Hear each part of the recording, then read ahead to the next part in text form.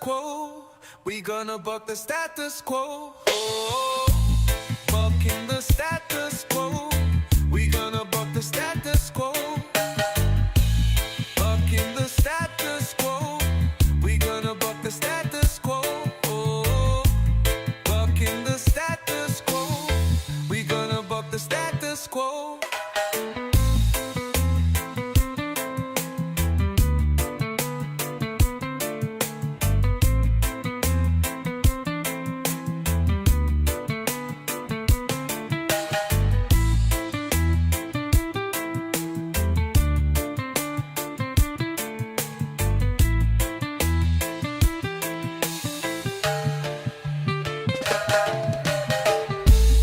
Bucking the status quo. We gonna buck the status quo. Oh, bucking the status quo. We gonna buck the status quo. The foundation leads the fight. The warriors lead the tribe. When the beat drops and the spirits rise, we find the truth behind the disguise. They want us to go away, only our hearts do we obey. The foundation leads the fight. The warriors lead the tribe. When the beat drops and the spirits rise, we find the truth behind the disguise. They want us to go away, only our hearts do we obey. No ranks, no chains, just unity.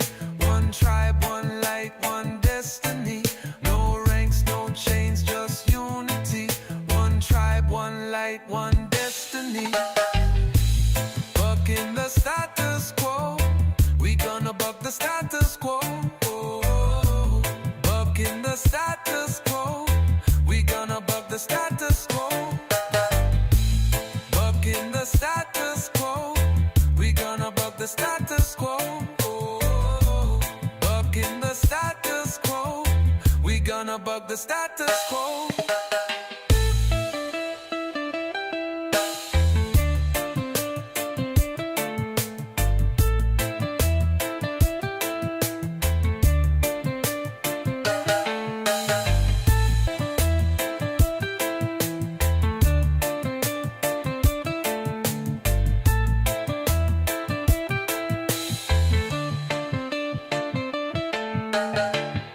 No ranks, no chains, just unity. One tribe, one light, one destiny. No ranks, no chains, just unity. One tribe, one light, one destiny. Bucking the status quo. We gonna buck the status quo. Oh, bucking the status quo. We gonna buck the status quo. Hey, everybody. Welcome back again. It's Friday. It's time for our Friday live stream out to everybody in Grunt Style Land and River Warriors Nation. So I hope everybody's doing good this week. My partner in crime, Mr. Hugh Tyson, is down in Texas participating in our first running of our Grit Camp games that they've got going on down there. So we look forward to Hugh being back next week to tell us all about the good stuff that happened down there. So today, filling the mighty shoes of Hugh Tyson, we have my good friends here, Mr. Troy Williams. He is the legislative director for the MOVAN, which is the Missouri Association of Veterans Organizations. I can't forget that O. And we also have joined us today Mr. Keith Walter. He is the owner of Asymmetric Solutions, which is a very fascinating line of work that you are in there, Keith. So why don't you kick us off today? Tell us a little bit about your background. You're a Marine and all the cool whiz-bang things about you that allows you to do this really awesome work that you do now. It's cool whiz-bang would be. On the mic, Could you pull it, I guess, get yeah. up into that mic there, brother. Yeah, I guess All cool right. whiz-bang would be a matter of opinion, you know. Yeah, background on me, I was a prior Force Recon Marine and then Raider. I was one of the plainclothes that stood up MARSOC, so I did my time in the Marine Corps. 6 years Force Recon Marine and then finished up my time at first and third. Yeah, stay on that mic. I can see it. I can hear it coming in and out here. Yeah. Am I good there? Yeah, that should be good. As long as you can hear you. You want to put my mouth on it? That's a different show. Yeah, all right. Won't even charge for it. Yeah. Well, hey man, tell us a little about the whole standing up of the MARSOC. That's a relatively recent thing in terms of history. And the Marine Corps, of course, has got the longest storied history of all the branches in the military. So that's something pretty unique and special to be proud of. Tell us a little bit about that. What does that mean? Yeah. So 2006, the Marine Corps had always opted out of, handing over a group of guys to SOCOM. For those of you that don't know, understand the way that units that work underneath SOCOM is, SEALs are the Navy side of the house, pararescue, CCT is the Air Force side of the house, your Green Berets Rangers are your, Army side of the house, and now the Marine Corps has Raiders. But prior to the Raiders being stood up, the Marine Corps, in typical Marine Corps fashion, likes to take control and maintain control of all of their assets across the board because they consider themselves a small force, across the board, somewhat of a special operations component internally. So they maintained a special operations capability, Recon Force Recon, for years and years and years. They did a lot of good things in Vietnam and some other places, several other conflicts. But the Marine Corps never would allow a group of their guys to be sliced off and handed to SOCOM, because once you become a SOCOM entity, even though you still have a, Marine Corps uniform on, or an Army uniform on, or an Air Force uniform on, SOCOM owns you at that point. They give you your missions, they drive your train and determine your destiny. Well, it seems like probably a pretty good idea to keep that internal to the Marine Corps, because I can definitely tell you one of my experiences or observations that I've made over the course of my life and being in the veteran space now as well as active duty. The Marine Corps takes shit serious, man, and they are probably the last bastion of common sense when it comes to the military and all things culture wars and in theater politics and all that other kind of stuff. Yeah, the Marine Corps is pretty famous for just not playing in the gray. It's black and white. What's right's right, what's wrong's wrong. And when to elaborate on your comment there, they have historically been the last one standing when it comes to maintaining standards and just not giving up on the things that have been proven to work throughout time. Yeah. So that whole shifting the the tried and true organization that's been considered one of the most supreme fighting forces in the world to accommodate recent cultures is something the Marine Corps wasn't willing to do, and is the last one to kind of follow suit. So, anyways. How is that instilled into you guys? Because I've never met a Marine. And Troy, you're a Marine too, so feel free to educate me here and jump in. I'm just a lowly little Army scrub, but our uniforms didn't look nearly as cool as yours. Yeah. But We're a little blessed on that. Yeah. The dress uniform for sure. Regardless if you're a Marine or not, I think everybody agrees the blues are the best looking. They're uniform. pretty awesome. Pretty awesome. They even made a G.I. Joe action figure in dress blues. That's how cool they are. Yeah, it is a sexy uniform. They are the sexy uniform. So, what is instilled in you guys from the jump that transcends all this pressure from politics? A lot of times the military, we definitely saw that through the last administration, in my opinion. Not speaking for anybody but me. The military became a part of the arena in the political games that are being played, and it was time and again the Marines that were like, yeah, no. Mm-hmm. So why is that? How is that? That's a tough question. I mean, I don't even know how to even answer that. I mean, Can you come up a little closer there to you? All right. I don't think it's working. Yeah, It's working. Yeah, Okay. just got to get up close on it. So. I mean, I think it's the mindset of the Marine Corps from boot camp. Is this? Hang on a second. I think we got a technical thing. No, you just got to get up on the mic. Okay. So I really have to get on the mic. Well, I think you turn that gain up or something. Anyway, sorry about that, guys. We'll keep going. What you were saying, Troy? Yeah, I just think it's the way we were trained. I mean, if you look at it, the hardest when you go into the boot camp side of things, it's the hardest.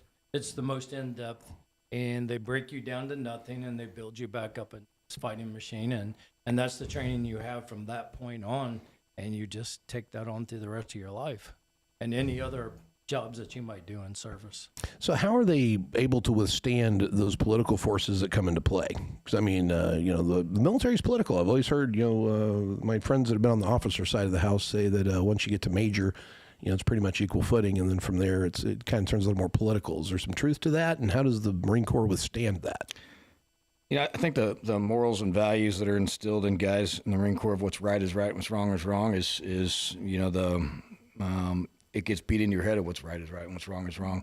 And obviously everybody has their own opinions on what they believe is right and wrong. However, the foundation of right and wrong is the same across the board, across humans in general. And some of the things that, have taken place, are just wrong, period. And the Marine culture is one of which, if you're right, I mean, that's what the whole force is about, is standing up on behalf of right and assuring that good continues to triumph over evil, despite what level of violence is necessary or sacrifice of life is necessary to do so. So, those guys standing up there from a political standpoint ain't physically dying, but I mean, it's just in the culture and in the mindset to fight until you die for what it is that you believe in.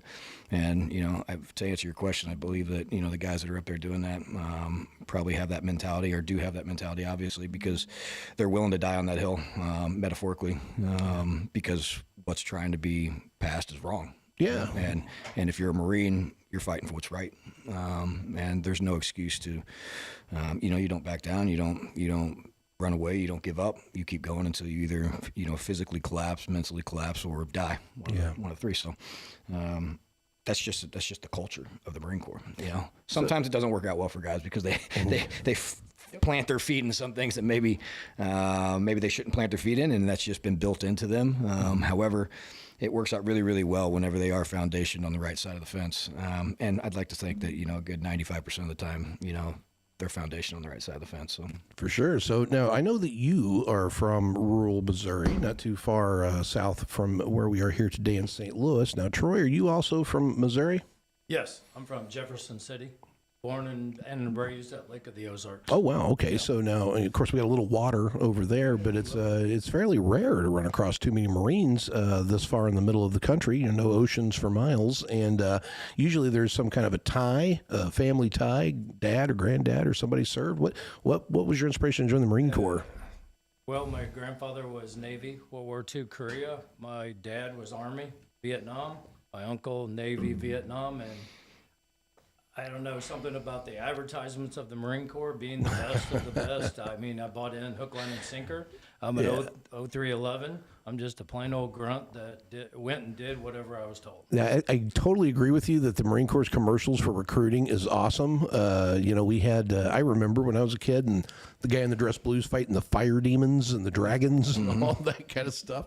Yep. And all that really happens too. That's what I was going to say. Did you actually get to fight some fire demons? You do get a chance to fight fire demons and dragons.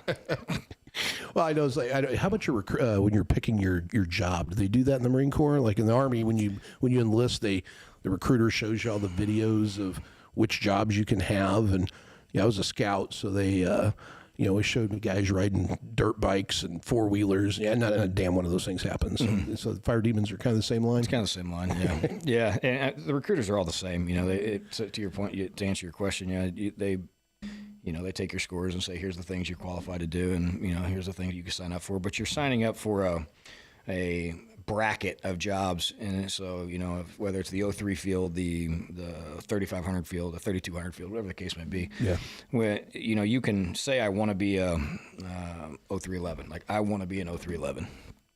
However, once you get into boot camp, you may end up being an 0331 mortarman instead of an infantryman. Yeah. Because that's what they end up giving you. You're going to go in the 03 field. You can say, I wanted to be at 0311, and then when the drill instructors at the end of boot camp are telling you, here's where you're going, and you said, I want to be an 0311, they tell you you're going to go be an 0331, you're going to mortarman school. He goes, wait a minute, man, I signed up to be a infantryman. They're like, you're with the infantry, you're a mortarman.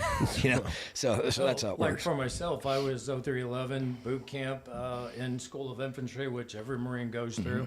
I went from there and was shipped to 8th and 9 Marine Barracks, Washington, D.C., and marched on parade deck. That was not what I signed up for. It was cool, but it was not what I signed up for. Prompt circumstance, dress blues every day. It was a good gig. Yeah, it was popular with the ladies after work. Very much so. Very much so. Right on.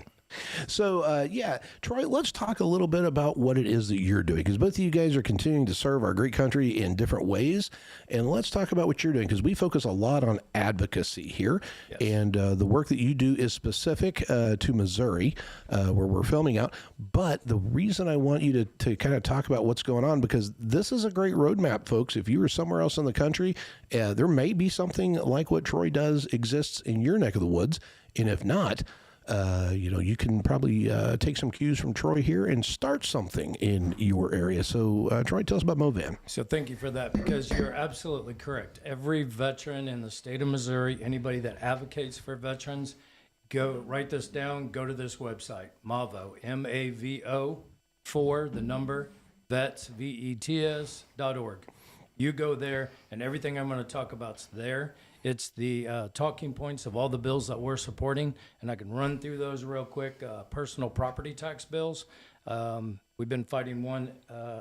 HJR 115 is the bill right now. Just passed through committee. It's going to the House floor, but that is for veterans that are 100% total and permanent, or a prisoner of war. Get full homestead exemption and personal property tax. We've been fighting this bill for 8 years. It's been to the finish line multiple times, but on the Senate side, on the House side, they always find a way not to pass it. So that is a big bill. We're pushing that. This is the year that we need to get it across. But how do you get it across, right? We can have 200 vets show up at the Capitol on March 9th at 11 a.m., which is our rally this year. March 9th, 11 a.m., write that down, be there. Because the only way our legislators are going to listen is if you are there in person, you walk into their office, and you talk to them. Okay, you can email, you can phone call, but walking in and talking to those legislators in their office, that's the way you make change. Now, you can also, back in your hometown, say you're down in West Plains, Missouri, right? You're a long ways away from the Capitol, but you can have those meetings with your legislators in office, and you can have the same impact of being in Jefferson City.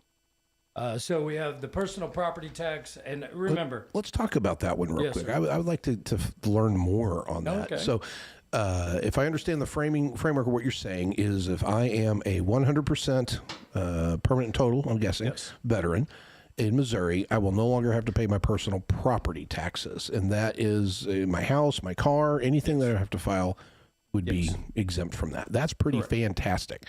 Now, And on top of that, you get the homestead exemption. and tell us about that. What is that? So homestead exemption, you don't pay your homestead tax, the tax you pay on your home. So you're exempt from that. That's wild. That's awesome. So it's a huge benefit. There's several states that's already passed in there. Just Missouri's one that is not. Yeah, you've got Oklahoma, Illinois, Kansas. Every state that adjoins Missouri has something personal property tax. The only thing Missouri has right now is if you're at the poverty level, they take some of that off your homestead. But you have to be at the poverty level. Not everybody qualifies for it. It's terrible. I mean, state of Missouri is a great state for veterans. They do a lot for veterans. The Missouri Veterans Commission, the veterans homes, cemeteries, the service officer program, top of the line across the nation. But when it comes to giving benefits to the veterans that went out there and are disabled, having a hard time making ends meet, there's nothing out there to help them, especially the older they get. Sure. Now, and older they get, that brings up another thought. How many, not only 100% veterans, but also former POWs, correct? Correct. So how many POWs do we have in Missouri or nationwide for that matter? That's a tough question on nationwide. In the state, it is right now like 11, and it could be 10 because it's changing. Those guys should get that, and they should get back pay too, going all the way back to whenever they got out of the Hanoi Hilton or wherever they were. That's absolutely. I mean, right now the law states that you have to be 100% permanent and total and a prisoner of war. That's what. And a prisoner of war. So this is a bill for 11 people. Yes. That's crazy. Yeah. And so who is the sponsor of this bill? The sponsor of this bill is Dave Griffith. Okay. Representative Dave Griffith out of Cole County, District 60. Sure. Now, why in the world is he including that language? Is he just wanting it to fail or just to have no impact? Is it a money budgetary issue? Like, there's got to be a reason for that. Nobody's missing that we're wanting thought. to change it from that and to or. That's the whole deal in this. Sure. We have to change the Constitution, HJR. Oh, so it's in the Constitution. It's in the Missouri Constitution. So we have to change that and to or. And now we approximately 13,000 veterans would fall into this category. That's what we're looking at doing. Okay, well that's a much bigger impact. So what's your Magic 8 Ball saying? Is that going to happen? Magic 8 Ball says that we need people to show up March 9th at 11 a.m. So March 9th. Talk to your legislators. Go to the website. If you go to that website, mavoforvets.org, everything's there for you. There's a packet that says talking on all the bills that we have. And you can literally take that, walk into the office, and it gives you everything you need to say. You could read right from it, and it gets everything across. Yeah. We put on that website when we have a testimonial for like HJR 115, you could participate. You could write your testimony, you can watch, you can be there, a part of it, just not in Jeff City. I see. So we're putting all that information out there. There's another personal property tax bill that's out there. Hear me? Am I doing it right? No, you are. I think we're having We're some having kind of problems mic with issues. that mic unless you're right on it. Okay, so I need to get right here. Yeah, we're gonna have to do it that way, Ron. If it keeps going, Dave, maybe we'll just run something for a couple minutes and swap that mic out. If we got time, we'll figure it out. He stays on it like that. Okay. Okay, I'll try Sorry, to do Troy. my best. It's a little intimidating. Yeah. So House Bill 2588 is another because last year we've been running this bill and for the personal property tax. Right? But we heard from our veterans out there at the 70%, the 80%, 90%, 100% unemployable, right? These are all veterans struggling with those disabilities. And 100% isn't like they just give it away to everybody. You got to be really messed up to be 100% permanent and total. So we've got a bill 2588 that is 70%, 80%, 90% personal property tax. Yeah. So we are looking out for other veterans as Sure. well. Now, is there any opposition to making that correction into the Constitution?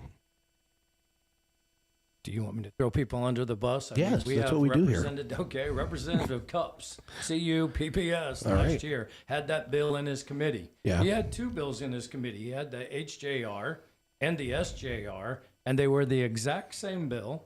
Just one came from the Senate, one came from the House. He had both in his committee in the last week of session, and he released the HJR, but the SJR had already passed. All he had to do was pass the SJR, and it would have went to the floor. They would have voted on it. It would have been unanimous, and everything would have been done. But because they had a problem with the senator and a problem with the representative, there's what happened. That's the facts of it. They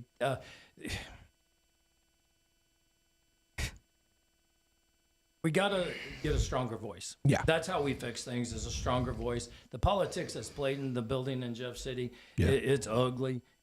They mean well. They want to do the right things. But you've got all these representatives and senators trying to work together, and it doesn't work. Yeah. Death by committee. We need more. We need more veterans running for office. Yeah. We need more veterans to work across the aisle, make things happen to better our communities across the state. Yeah, and you know, I'm seeing that clear across the country. Veterans are just getting engaged in state level stuff, county level stuff, city level stuff, and federal level stuff. It is happening, and we need that.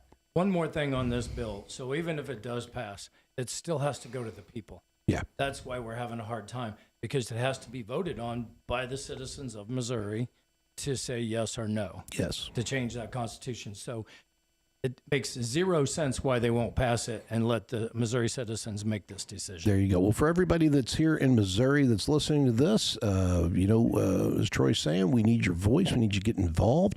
And on May the 9th, is it March the 9th? March I'm sorry. the 9th, March the 9th. That would have been bad if everybody showed up Yeah. in May. We'd been done. But if you get there March the 9th, at what time? March 9th, 11 a.m. March 9th, At 11 the a.m. Rotunda. Just meet at the Rotunda in the Missouri Capitol and lend your voice to it. And it sounds to me like the best way we could probably help would be go, number one, spread the word amongst your friends and family. This is the thing, because we're going to have to get this thing ratified to change the Constitution. Absolutely. But the other thing is stop by Mr. Cups' office and have him educate you on why exactly we shouldn't be changing this language. I'm sure he has lots of good reasons, and we should find them out. We should find them out. Okay. So what else do we have So on the there's docket? there's a big one right now. Right now there's Senate Bill 974, right? It's a great bill for veterans, except for one paragraph where they want to charge veterans 5 times the increase amount of their disability rating. What that means is you're a 10% service-connected veteran for tinnitus, and now you have a cancer. VA is automatically going to give you 100% for that, right? So it takes 30, 40, 45 days, 55 days for that to get granted. And according to that statement, 5 times the increase amount, that's approximately $20,000 of money that you now owe this company for a small, minimal time of work. And this is something that's already provided and available for free through our chartered and accredited veteran service organizations, right? Absolutely. Right now we have approximately 110 accredited VSOs from DAV, American Legion, DAV. Oh, my own organization, VFW, hey, and the Missouri Veterans Commission. So Yeah. there's about 110. But if you want to pay somebody because you think their services are better because you have to pay for it, there's 112 accredited lawyers across the state that are doing it the correct way, the lawful way. The problem I have with these companies are they're not accredited. They're breaking the law according to the 38 CFR. 38 CFR says you have to be accredited to be able to charge a veteran for a disability compensation, and the VA will pay that company for the work they did, 20 to 33%. And these companies are basically just charging whatever they want. There's companies out there that charge 50% of the back pay. Yeah. They'll file an intent to file today, file a claim for you in 9 months from now, and then your claim goes through, and there's this huge back pay amount, and they get 50%. Sure, that's wild. That's a lot of money. So let's dig into some of the whys on that. So what is the rate of success if I were to go and file a claim through one of these Claim Shark groups? What's my percentage chance that that's going to happen, say, versus if I go to the DAV? According to these companies, which there is no data to give us that correct information. You know, all of our data is in the VA system. We can give you that information. Their information is they're like 98%. You know, we're going to get you that 100%. Holy cow, is that true? No, absolutely not. They say they can get their claims through faster than the free organizations. Nobody can get your claim faster. It's how it's presented. If you present all the information at the time you're filing that claim, your claim's going to go through faster. If you're presenting 24 different disabilities, do you think you're going to get done? I think today it's 85 days. From start to finish, that claim can get granted.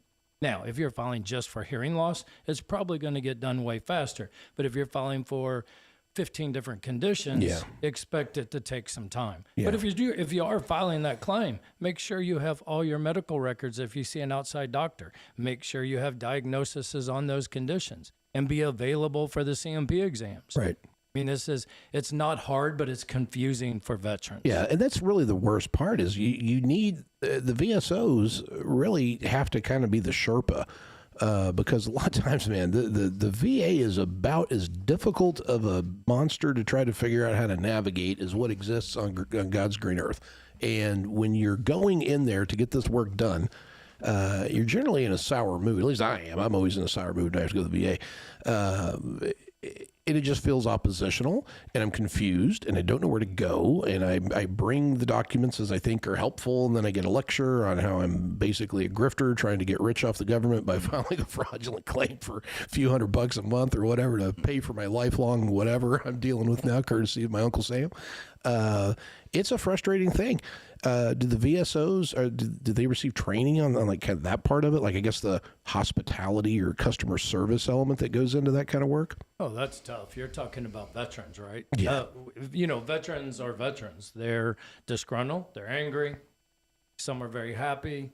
But here's our situation. We're in an office with these, you know, we're in a hospital. That's where most of our offices are at. So you just went up and you met with your mental health doctor, and your mental health doctor said, we're going to throw you on 15 different medications. You don't agree with that. They didn't hear a word you said. They're not trying to help. And now you come to my office and you're upset. Yeah. You're angry. But it comes across like you're attacking us. So it's very difficult to deal with some veterans at some times. But what we train is listen to the veteran. Let them get it off their chest. They're not mad at us. Yeah. They're mad at the system. They're mad at the doctor. They're mad at everything else. But when they're done getting that off their chest, now what can we do to help you? Yeah. And then that's what our service officers do. I mean, you know, this is not a 8 to 5 job for us. We work 7 days a week. We're doing outreach, trying to find those veterans that don't know that because 20 years ago, VA said you don't get health care because you made too much money. Well, the laws changed. The rules have changed. Every veteran should be getting it. And at that time, you didn't file a claim, so you didn't get service connected, or you could have had health care for the last 20 years. There's so many things that you just need to get with. Call your organizations out there and say, hey, I need help with this, and somebody will help you. we have a referral form, and we'll probably throw that on the Mavo site too, where you can just fill out the referral form. It goes to my email there in my office and Jeff, and within 24 to 48 hours, we're going to try to reach out to that veteran and get the process started. So are they, as Bovan sharing, like, hey, the Bob Jones, the veteran, needs something and sends up the signal flare and you guys receive it and then figure out who's the best equipped to handle it? Or what's... Yeah, so Mavo doesn't do that, but our organizations, DAV, American Legion, VFW, AMVETS, all these organizations that do this all have a program set up to get them to the right people. Last year we set up a outreach number, and you're going to ask me what that number is, and I'm going to tell you that I don't have it on me. But it's an outreach number that we've put out in posters, flyers, and social media. And that number has gone to California, it's gone to Texas, it's gone to Florida, and they call our office. We'll start the process. Yeah. We'll get the power of attorney. We want to get into VBMS. We want to see what disabilities they have. If they've been denied, how can we appeal that? We're going to start that process for them. Yeah. And then we're going to get them in contact with a service officer in their community, because it's nothing better than walking in, being able to have a conversation with your service officer. Yeah, and you know, man, Troy, you're really kind of the epitome of one of the things I talk a lot about when I go around, because, you know, the VFW is just not real popular in the GWAT era, and there's some legacy baggage stuff there that is probably the source of that. But what I always try to tell people is, look, man, these are the chartered organizations. These are chartered by Congress, and they have to have a certain threshold of members in order to maintain that charter. Well, why is that important? Well, it's important because ain't nobody looking out for you. You're, you know, unless you've got a lobbyist to go and push whatever your agenda is, the system is pretty doggone hard to get the attention of, let alone to get something actively moving. And that's what the VSOs, these chartered VSOs, do so well. We're about to go to D.C. this weekend. I'll be out there all next week for the HVAC and SVAC hearings before Congress. That's the joint little session there, man. That's everybody. And there is an entire block of time that's fairly significant where the VFW has its own day, its own session, because they're just that large and have that big of a voice to really lay out these concerns like what you're laying out here from Missouri. It's the same thing. So it's important, if you are not a member of the American Legion, if you're not a member of the VFW, help everybody else out. Help your battle buddy. Go and get that membership and be a part of that.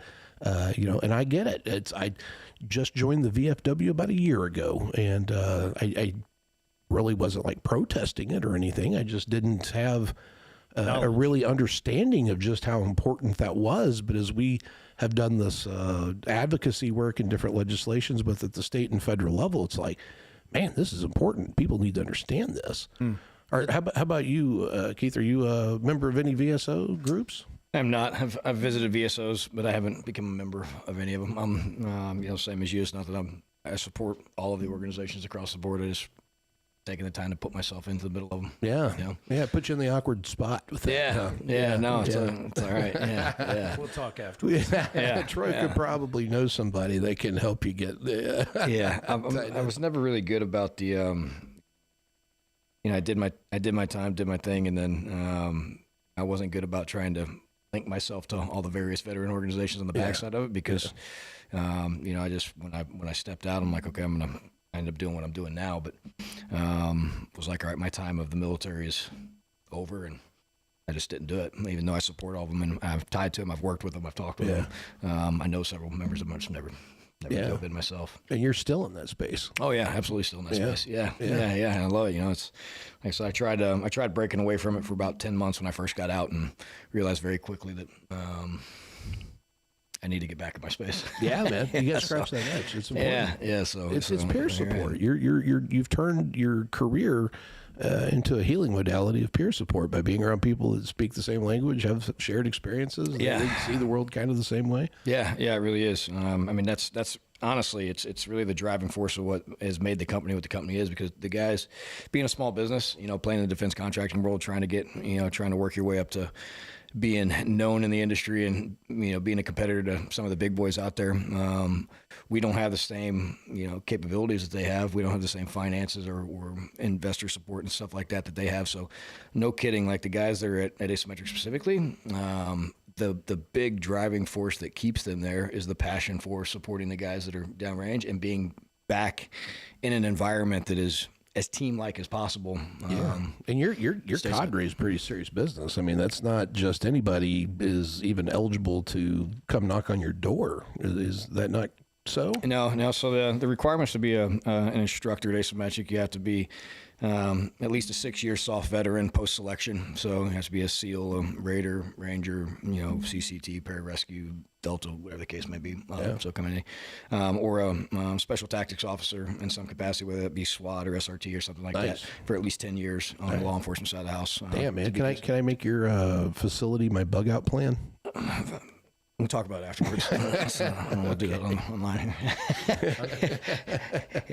yeah. But, I don't know. I don't even know if we would be a good bug out location after the Chinese blimp went over, because it actually went over the facility, right over the middle of our facility. Coincidentally, you didn't shoot it down. Yeah, no, we didn't. We were still going. You got to be shitting me. This thing literally. What's the odds of it going over our facility? And then if you look at the footprint of asymmetric compared to other training organizations in Missouri, we're the big. Yeah, you got we're the biggest. So if I'm going to be a adversary flying a weather balloon across, gathering reconnaissance and information on the various states and what the states have, it would make sense why they flew over our compound, because it's a 1,300 acre training facility. So it's pretty large scale. So when we seen that, when all that went down, we were just kind of laughing, going, that makes sense. That's crazy, because it went all the way from the West Coast over to the East Coast, and they shot it down in the ocean once it left. Yeah. Isn't that kind of what happened with that, if I remember right? Yeah, there's all kinds of conspiracies. Like, how in the world does that happen, man? I don't know how that happens. Somebody's like got that Mr. Cups dude on the payroll making decisions, or not making this paralysis by analysis, man. It's like the world's crazy. Yeah, no, we can find narco submarines carrying $100 million worth of coke underwater, but for some reason we couldn't figure out a way to pull down a fucking weather balloon. I don't know how that went down. So Troy, man, tell us a little more about Movan, because you have a lot of different organizations that are inside or under that umbrella. Who's there, and kind of what's the 22 other veteran service organizations across the state. Yeah, that's a lot. I can name them all, but I mean, your big ones are there: the Marine Corps League, BFW, American Legion, DAV, Air Force. There's all kinds of them. And see, there's the problem that we have is everybody wants their own niche, right? Mm-hmm. Who's the big ones? American Legion, DAV. The big six. Yeah. Those are the organizations that you really need to be a part of. You know, we start all these other little ones, but start working with those, because what happened just a week ago, when the VA came out and said, hey, if you're taking medications, we're going to reduce your benefits. And how fast did that stop? That was crazy. It's because all the veterans across the country and organizations made a stance. Yeah. And when they all worked together, things happened really, really quick. Now, if we were doing that on everything, we would get everything that we asked for. Right. But we're not. I tell you, man, I lived that firsthand when we were doing the PACT Act stuff, when all that was going on. The VSOs, started, they all told us the same thing. You have to go out and build systemic momentum to where people understand that this is a thing before they would even really give it attention, just because they knew just how the political game is going to play out. This is not worth our time yet, so go do that, which was terrible to hear. It was very frustrating. And then, then there was definitely the internal games that go on, between, this group has a relationship with this and they have to protect that, and so blah, blah, blah, blah, blah. So an organization like Movan is a great solution for that. And now the VSOs do work fairly well together at the federal level, but between, sharing that kind of content back and forth, and what are we going to support and what are we not going to support. But at the state levels, I imagine you guys carry a tremendous amount of weight when you speak as one. If we spoke as one, that's there. It's with every organization, right? If I have an agenda and the DAV has an agenda and the American Legion has an agenda and the Marine Corps has an agenda, we have to work together on all of those agendas so we're all in unison, not fighting against each other. There's bills out there right now that's a personal property tax bill. Yeah. And our legislators are reaching out to the veterans organizations saying, hey, you need to show up and you need to do this. But we're not supporting that bill. There's too many unanswered questions. It wants to tax 10 cents on every cigar, hemp product, and every product out there, which usually is the crutch for every veteran, right? So you're paying for that. Yes, and then you throw on then the you get that back, and then yeah. this crazy That's how it hemp bill works. stuff that's going on is going to basically channel a lot of, like, for instance, I rely heavily on full spectrum CBD. I've got a lot of heavy metal stuff, and so my knees will go crazy and all this kind of stuff. And that full spectrum CBD is what does a better job than pretty much anything else on it. And, I don't want to have to go over to a dispensary and pay an extra tax for the privilege of a sin tax at that, and have to source that kind of stuff from a dispensary. That makes no damn sense whatsoever. It's difficult, isn't it? It's crazy. That you're going out of your way, spending your own money out of your own pocket to try to find things that work for you because you don't trust the VA that's set up to protect you. Yes, and to your point on when we were talking about that, where all the groups got together to oppose that proposal of adjusting your rating based on your medicated state. So if you have problem X and pill Y is what is supposed to be there for that. That is what, if you're, number one, if you're not using it, well, then you get hit because you need to be on your meds. And then if you are on your meds, then you're going to get hit because it's helping your original condition, even though it's probably just masking symptoms and giving you a whole bunch of other symptoms that aren't covered, which is kind of the irony of that. And my understanding is, Troy, and tell us if I'm on track here, but the big concern around that area federally is that's only really on pause, that could spring back to life at any time is kind of what I'm hearing people worried about. I mean, we all want to say that we trust the VA, right? The VA's out there to protect us, take care of us. I don't trust them. The politicians run it, right? I mean, that's the deal. As a service officer, I understand that individual unemployability, right? That's a benefit for veterans that are 60, 70, 80, 90% because of their disabilities, knowing it's not going to get 100, but those disabilities hinder them from holding gainful employment is looked at each and every year, how they can get rid of it because 90% of the veterans on it are retired. Yeah. So they shouldn't be getting that benefit. It's very difficult, but if we just sit back and say, yeah, we trust them, they're going to take them away. And this is a perfect example of how fast it could happen just with a swoop of a pen. Yeah, that's absolutely insane that we're even in that situation, man. But that is the reason. Maybe this is a wake-up call for the organizations. You know, we're just down here in Missouri. Yeah. We have to work on Missouri to work together. But at the national level, those organizations really need to come together with a stronger voice, because what just happened is what should happen every time. Yes, absolutely. And it's amazing to me that just how fast everybody stood up. So that tells me that was the base getting engaged. That was the constituent calling the home office and saying, no, we're not playing this game. It was pretty powerful, not going to lie.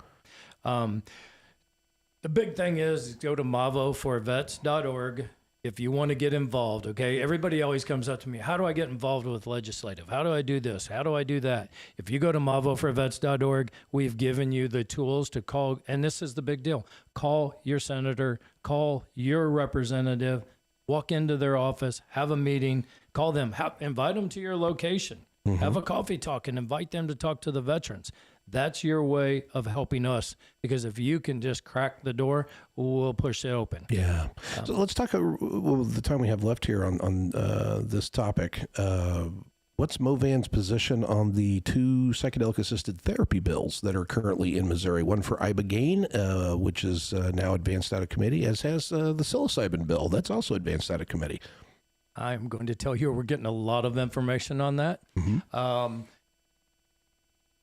We have always supported any type of therapy that helps with mental health TBI. Yep. Mavo stance is that way. All the organizations feel the same way. It's difficult and it's hard to understand. Now, I've heard some stories from you, and I've heard other stories sitting in some of the hearings of these veterans that have spent tens of thousands of dollars going to other countries to get these treatments of LSD and things we wouldn't probably even not think LSD, but we're definitely doing ibogaine and psilocybin. Those type of things. Yeah. But when we look at outside the box thinking of how to take care of mental health, and then we look at TBIs, which is the brain's actually messed up. You know, mental health we have to learn to live with. TBI, the brain's actually messed up, but all their symptoms are overlapping. Yes. So when they're very much. overlapping and you go to a doctor that only is a mental health doctor, You're going to get psychotropics is what you're going to get. And There that's you going to go. come along with the side effect of an increase in suicidal ideation. 1000%. And to your point with the TBI, both this ibogaine, especially ibogaine, as well as the psilocybin, this stuff's nootropic. It's regrowing the soft tissue in the brain and the white matter of the brain with ibogaine. I mean, this thing's not even just masking symptoms. It is, I don't know if you guys know much about ibogaine. Not much. I mean, I got friends that have taken the path that you just discussed. And to elaborate on your point, I don't know anybody who's done the LSD thing. I think that was some magazine article stuff that is out there. But Mexico, you can do it. you can't. Yeah, you Yeah. can. Yeah, it's absolutely an option out there. But you know, the ayahuasca and the ibogaine and stuff like that is probably the most common one that I'm aware of in the soft community. Yeah, it's anywhere. huge in the community. So yeah. I don't know much about it. Well, it's regrowing the white matter on the ibogaine. And so here's a very interesting, and it does a lot of things. So your neurological conditions like your Parkinson's, MS, right? These are wildly impacted for the positive with ibogaine specifically. It's an alkaloid that regrows that white matter. So that is healing these conditions. It's not just treating the symptoms. Now, when you're talking about TBI, well, it's doing the same thing for that. You know, so I mean, hyperbaric is wonderful for regrowth in that area. Also, something that we have inaccessible to us, which for whatever weird reason we got to fight for that too. But then these nootropic psychedelic assisted therapies that have incredible efficacy, and for the issue of opioid abatement. You know, opioids are a scourge here in Missouri. They've been a scourge in Kentucky, probably the area most hit in the United States. And, you know, this ibogaine has this remarkable ability to reset your opioid receptors to the point of pre-addiction instantaneously. No withdrawals, no none of that. And that is demonstrable through the Stanford studies where they're showing first-time administration for someone that's addicted to these opioids. And this also works in other addictions too, by the way. But for the opioid specifically, 88% complete and total off the meds, off the opioids on first time administration. And if you're in that 12% that needs the second time round of it, that efficacy jumps to 98% and change. So this is a genie that's about to come out of the bottle, because Texas has got this passed. It looks like it's on the way here in Missouri. And once people start having family members that maybe are dealing with MS or Parkinson's or addiction, I don't know anybody whose family's not impacted by addiction, you know, people are going to see that. Because I think the average time right now for treatment, if you're an opioid addict, you can expect 13 relapses where you're going into like rehab type care. And the taxpayer cost of that is astronomical. Whereas with ibogaine, you can do a single treatment, have complete and total alleviation of the addiction, and the whole thing's going to cost right around 10, 12 grand. That is tremendous savings for the taxpayer. So, I mean, I think that's a line that should be pushed more when talking to these legislators, because ultimately it always comes back down to the money. Always. Fact.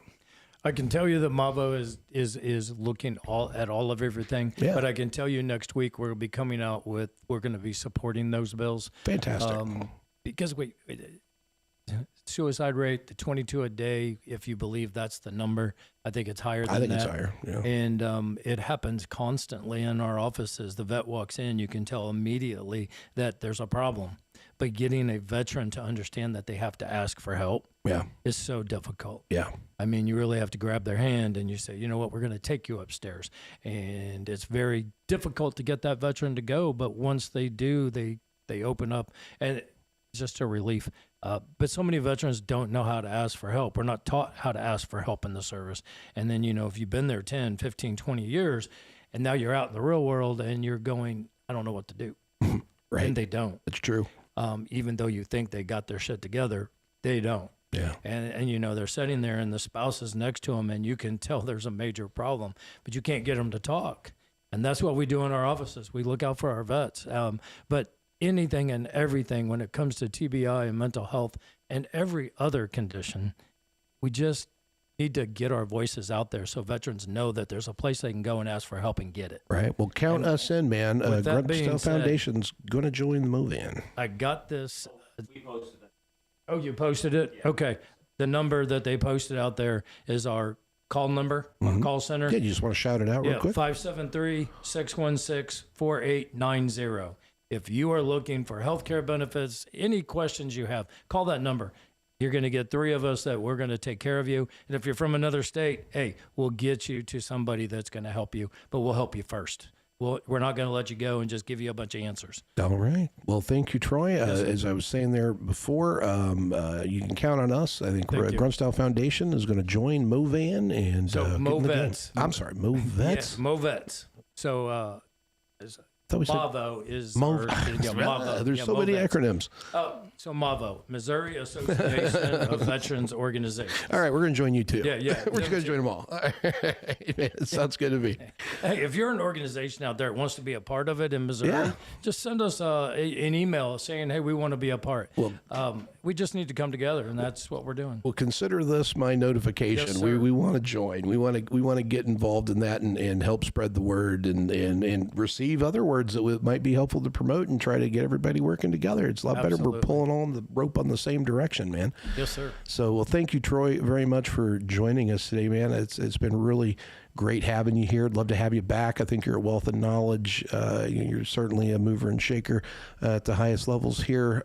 So glad to know you, and look forward to seeing all the cool things that we're going to get done together. Yeah. Now, Mr. Keith, what in the world would you like to leave our audience with today? I know you've probably picked up some pearls of wisdom here and there in your adventures. Anything to share with the boys and girls at home? Well, you put me on the spot, man. I don't even know where to That's what I'm doing today. It's the Yeah, theme of the- I theme of the appreciate podcast. that. You I bet. appreciate that. This is probably live too, right? Yeah, I was thinking it's that's good. totally live. That's good. Pearls of wisdom. You know, I don't know. Is there a certain genre of pearl of wisdom that you're looking for here, or just general? We deal with mental health and, kind of helping walk each other home. That's kind of what we're about. Okay, I'll tell you this. One of my favorite sayings is, lack of exposure maintains a mindset. And when it comes to things that you have not directly experienced or been a part of, and this drives directly to the veteran community for those that are out there that are looking at supporting or not supporting or positioning themselves one way or the other. I guess that would be what I would say to people. Remember that lack of exposure is what maintains your mindset. And sometimes if you take the time to educate yourself and expose yourself to a certain degree of whatever it is that you are potentially voicing opinion on or positioning yourself on, it may drastically change the manner in which you voice your opinion or position yourself. So again, I think if everybody thought about that when they are running their mouth and, negatively tearing down something that they don't understand, it would drastically change things and people as a whole. So, lack of exposure maintains a mindset. All right. Well, that's I like that one. I think we all need to meditate on that maybe and see what that means for us in our lives, right? All right, everybody. Well, thank you guys very much again for joining us here. We're doing this every Friday from noon to 1 o'clock on the lunch hour. If you would like to support the work here at the Grunt Style Foundation, please visit us at www.gruntstylefoundation.org and donate today, because as you can see with our old ratty microphones and equipment, we're needing to replace some stuff. We could use all the financial support we can get in that effort. And we'd also like to close out by giving a big shout out to our new sponsor. We've got Integration is our themed event. I hope to see both you gentlemen there. We do this in September here, just north of St. Louis up in Troy, Missouri. We bring together all these different modalities, everything from hyperbaric to singing bowls to horse equine to shamans from the Amazon. We bring them all together and just try to expose people because, like you said, a lack of exposure can maintain a mindset, and we have access to things that can actually heal and not actually increase our levels of suicidal ideation, which is our current status quo. And this work is made possible by our friends over at CBD American Shaman. So they have provided some funding to help these integration events continue and to grow. And check those folks out at CBD American Shaman. You just Google them there. You can find your way to the website. They work in all the interesting areas in the hemp industry, some other things. So feel free to check those folks out. Let them know that we sent you. And we will see everybody next week. So stay waxy, everybody.